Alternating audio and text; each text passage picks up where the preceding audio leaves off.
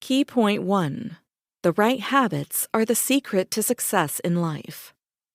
Humans are creatures of habit. Our routines define our character and exert an invisible force on our behavior. Whatever we do is a function of our practices. Therefore, the best way to achieve any worthwhile goal is to train ourselves to do things that effortlessly lead to the end target. Notably, the hardest and most important part is to be willing and ready to implement sustainable change in your life. Real change comes from the inside out. We've heard a lot about success, improving your life, acting on it. Going as far back as 1776, Stephen Covey divided fiction into two groups, promoting personality ethics and teaching character ethics. The idea behind this concept is that you can learn specific skills to produce behavioral change. Understanding the intricacies of verbal and nonverbal communication will bring about desirable change. Personality ethics provides a shortcut. The only problem is that this approach doesn't last because sustainable change doesn't come from taking this route. Character change is more sustainable than behavioral change. Personality ethics is superficial but attractive because it provides a quick fix. Working on our character is not easy. It requires identity change. We must adjust our worldview, belief system, and habits to put ourselves on the right course for sustainable success. For example, virtues such as fidelity, integrity, and honesty can only come from within. They aren't techniques to learn. Instead, they are character traits that come from a particular belief system. The good news is that you can adjust your belief system and develop the habits to make you highly effective. Key point 2. Focus on specific areas in your life and change your paradigms to begin lasting change. You need to pay attention to 7 key areas to become highly effective. It would help if you learned to 1. Act, not react. 2. Predict consequences before pursuing the endeavor. 3. Schedule your priorities instead of prioritizing your schedule. 4. Seek the common benefits. 5. Listen to others before trying to be heard. 6.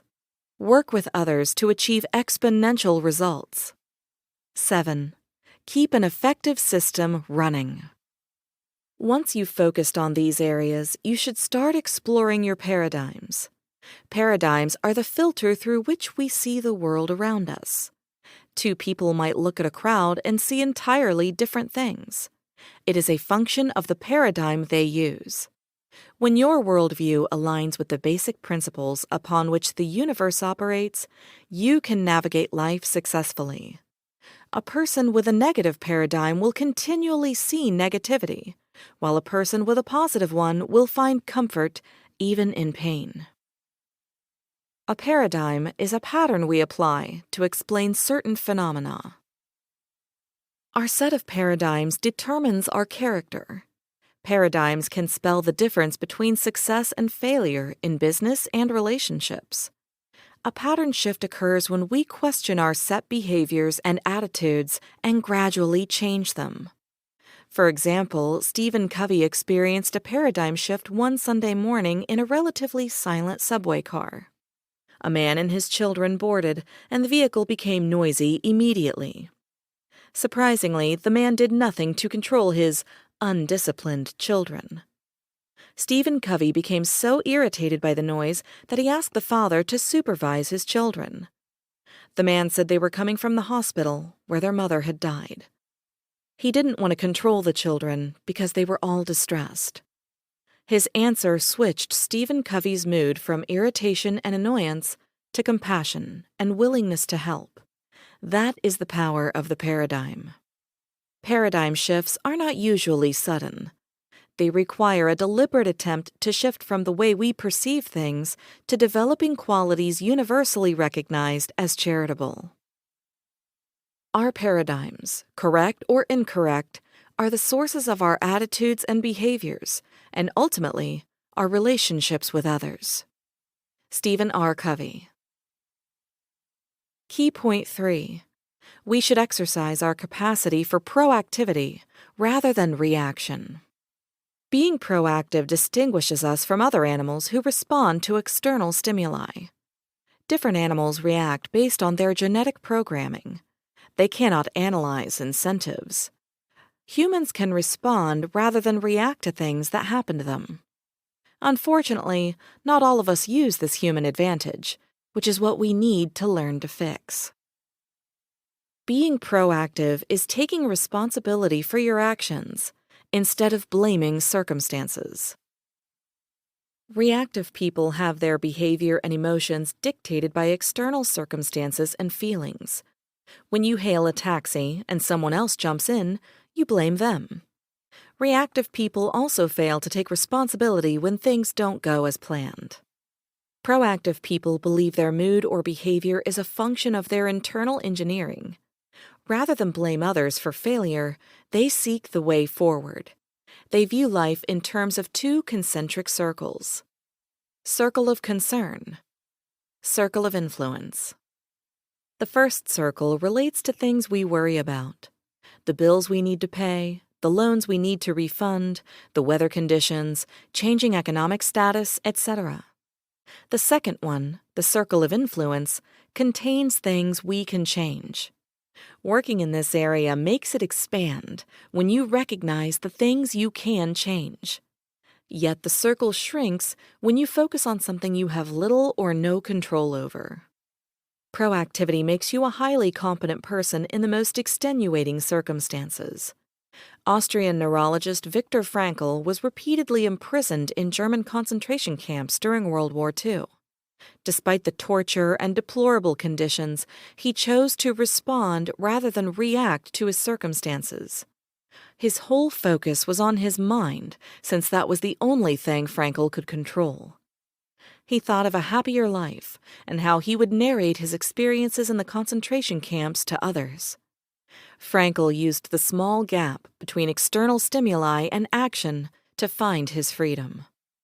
You can challenge yourself to be proactive for 30 days. Choose to take responsibility when you feel tempted to blame others for your problem. Remember that the real issue is not the problem itself, but how you react to it. Key point 4. Learn to create precise mental pictures and flawless mission statements. We do things twice. First, we conceive an idea in our minds and then execute it in the real world.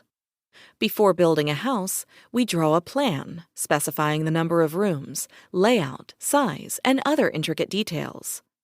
You are more prone to mistakes if you erect a building without careful planning. To win, you must visualize what winning means and then implement it. Proper planning is the key to the impeccable execution of any worthwhile goal. Create time for visualization. Write down your end goals and itemize the steps you would take to reach them. Before you begin, look at the end. Anticipate obstacles and plan solutions ahead of time. You will not lose your way if you ask for directions repeatedly. Do not rush. Plan. Prepare. Execute. Visualization helps to increase effectiveness. Consider this. What words would grace your resting place if you died today? Many of us are working efficiently, but not effectively. We are achieving goals that won't matter in the end. There is an old saying that when you do not know where you are going, anywhere else becomes a destination. To be efficient is to do much in so little time. Without a clear goal in mind, efficiency can become dangerous. You could be making progress, but not in the right direction. Being effective means pursuing things that matter and understanding that everything else is a waste of time and effort. Productive people don't just achieve random goals. They live their lives intentionally because they can see the big picture and invest their resources in the real deal. To define your goals and creed, write about your mission. It is a document that clarifies your principles and fundamental values. Your mission statement will guide your actions. Writing a mission statement requires careful consideration. You shouldn't do it in a hurry because it will form the foundation of your life. Once you have that sense of mission, you have the essence of your own proactivity. You have the vision and the values which direct your life. Stephen R. Covey. Key point 5. Schedule your priorities and seek outcomes that will be beneficial to everyone. There are so many things that jostle for our attention. If you don't take care, you will sacrifice the things that matter for items that are not important but appear to need our urgent attention. Time management strategies that many of us apply often make us prioritize our existing schedule. This approach breeds efficiency rather than effectiveness. Spend your time on achieving priorities rather than scheduling them. Based on urgency and importance, all your activities fall into 4 categories. Urgent things that are also important. Important things that are not urgent. Urgent things that are not important. Items that are neither important nor urgent. The most important is the second category. It contains things that determine how our lives turn out in the end. Working in this direction, we will find that the urgent things in our lives will decrease. However, we need to identify activities that fall into this category first. Then, we learn to allocate time to them intentionally. Interactions with other people manifest our interconnectedness. In most situations, we try to have the edge over others when dealing with them. We think that someone else has to lose for us to win. But this is a wrong paradigm, because 2 people with a win-lose approach might end up with a lose-lose outcome. There is usually enough for everyone's needs, but not for everyone's greed. When we think win-win, we create positive relationships that will be highly rewarding in the long run. Make sure everyone leaves the negotiating table satisfied, even if the outcome is no deal. As long as the conditions satisfy both sides, there is no need to manipulate or pressure the other person. If that's the case, it is a lose-lose situation for both. After all, not everyone feels great after bearing someone down. To have a win-win mentality, we need to become sensitive and patient. These qualities will create an atmosphere of mutual trust, beneficial to everyone. More than this, we can apply a win-win mentality to our relationships beyond business transactions. For example, what can we do to achieve a win-win situation in relationships with our spouses, children, parents, or colleagues? Talk to them about trying out the new agreement. Take action. Key point 6. Develop good relationships with others by making deposits in their emotional bank accounts. Goodwill, time, and effort are the currencies we spend in our interactions with people. The more of these we put in, the bigger our emotional deposit. Each time we hurt other people, we make withdrawals. A positive balance indicates a healthy relationship, and vice versa. The best strategy to solve potential problems is to prevent them. With no emotional deposit in a specific relationship, we need to mind our words and actions around people while taking steps to mend the connection. Keeping your promises is a beacon of reliance, the highest currency in the emotional bank. The practices to maintain A-class relationships are numerous. 1. Empathy and excellent listening skills. Selfishness, poor empathy, and broken promises are returnable, like karma. 2. Personal integrity through loyalty and sensitivity to others' needs. Gossiping is the opposite of this virtue. Being ready to defend someone in their absence is a sign of courtesy. 3. Making space for others. Engagement in people's lives is a straightforward way to have healthy relationships. 4. Accountability. Those who recognize their mistakes and apologize have bigger deposits in the emotional bank. How would we feel if the doctor handed us pills without listening to us properly? Indeed, we would take their recommendations with suspicion. But we do it all the time with those around us. We hardly listen to understand. We listen to reply. We project our circumstances and thoughts onto others.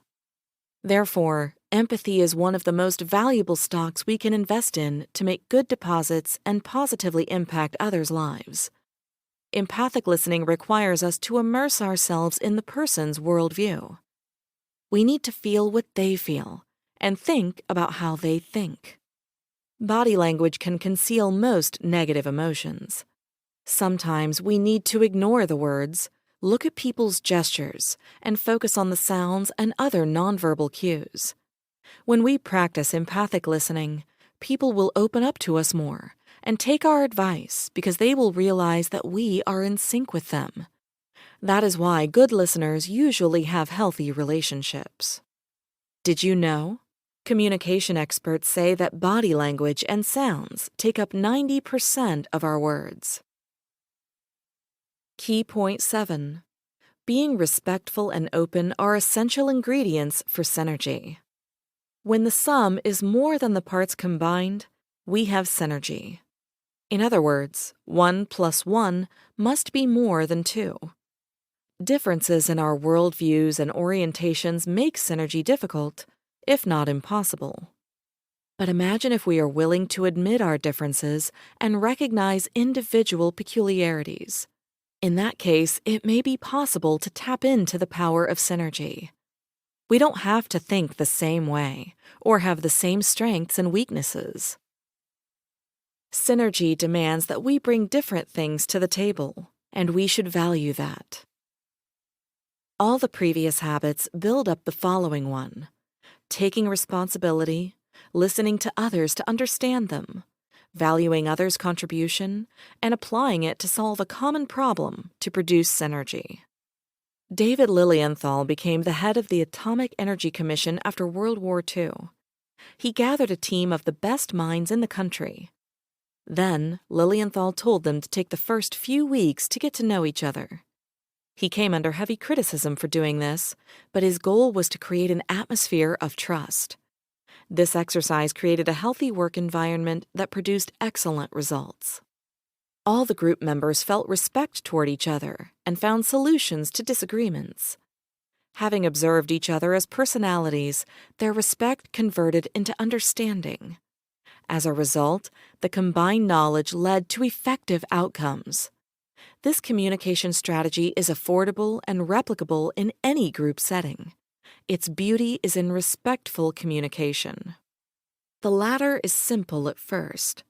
However, high regard presupposes optimal maturity from the person. Respectful communication does not involve excessive emotions to the point of empathy. Here, recognition of others' skills and knowledge is sufficient for productive results. Emotions, on the other hand, can cause personal confrontations. Either way, reliance is the key element of mature collaboration. But we must go into our interactions with others with pure motives. The outcome may be beyond our control, but we must remain optimistic and open. Open-mindedness is essential to achieving synergy. We can find it in our relationships with the people we don't get along with if we combine self-confidence, open-mindedness, and analyze their views objectively. Key point 8. Take time out to sharpen your physical, spiritual, mental, and social life to remain highly effective. We are the most important asset ever available in our lives. We are the only promise to ourselves and are free to respond and change to external circumstances. As long as we stay sensitive to everything around us, the asset will grow in value. Investment in ourselves is the only deposit that brings profit regardless of economic or social situation. To achieve this, we must care for ourselves physically, mentally, and spiritually. To sustain our effectiveness, we must take time to recharge our batteries. It is like sharpening a saw. When loggers cut down trees, they take time to sharpen the saw to stay effective. This is never time wasted and is a worthwhile investment. The logger who does not stop to sharpen their saw will not cut down more trees than the one who does. There are 4 dimensions to our lives as humans we need to keep sharp: physical, spiritual, mental, and social, emotional. Physically, we need to be mindful of what we eat, exercise regularly, and only allow a healthy dose of stress. Exercising feels more time affordable when viewing it as a 30-minute session per day. Spiritually, mindfulness exercises, prayer, and reflecting on our values and principles are essential practices. The practice differs for everyone, but the final goal is achieving harmony within oneself. It also helps define a personal mission. In other words, your place in the world. Mentally, we need to engage in our hobbies more and read good books. Cut down the time spent watching TV and create something worthwhile. Journaling and writing poems or letters are some examples. We can also be involved in planning and organizing events to keep our minds active. Socially, we can make efforts to build healthy relationships. Participate in activities that involve other people and show genuine love to them. Make attempts to live peacefully with everyone. Have a pleasant charm. At the same time, we should not isolate ourselves from others. We receive influence from others and affect them mutually. We serve as social mirrors for each other. The more positive the reflection is, the greater the chance of meeting proactive individuals and adopting their vision. Take time to reflect and renew your strength. Evaluating your performance helps you see what you need to work on. Conclusion. At first, humans are complicated. However, diving deep into our psyche, there are simple keys to unlocking our potential. Stephen Covey observed them as parts of the human condition to offer 7 essential habits to improve people's lives significantly. 1. Being proactive. 2. Starting with the end in mind. 3. Scheduling your priorities. 4. Thinking win-win. 5. Prioritizing understanding over being understood. 6. Synergizing. 7. Sharpening the saw. How about today? Can we make use of these habits in the 21st century? For sure, if we want to pursue being highly effective in our lives, jobs, and relationships. Cultivating values, showing empathy for others, and not dispersing our energy over insignificant matters will make life more wholesome. However, the new era requires new habits like resilience, flexibility, and critical thinking. We must learn to tolerate circumstances, perceive them as the natural way of things, and be willing to take risks. The environments are changing, and they have always been changing. The matter is that today, with all the advanced technology, we can observe these changes directly and with more scrutiny. Change is what underlies our entire existence and, to a large extent, propels it. And here is the catch associated with technology and the internet in particular. The access to information and its influx can be dangerous if we treat it uncritically. Perseverance, adaptability, and brainstorming may be a starter subset for the highly efficient person of the 21st century. Try this. Show up when people need you. Sometimes just being there means great support. Always say thank you to recognize someone's efforts, especially someone unconfident. See them. Here, consider being an empathetic listener who asks questions about what bothers the other person rather than rambling about your experiences.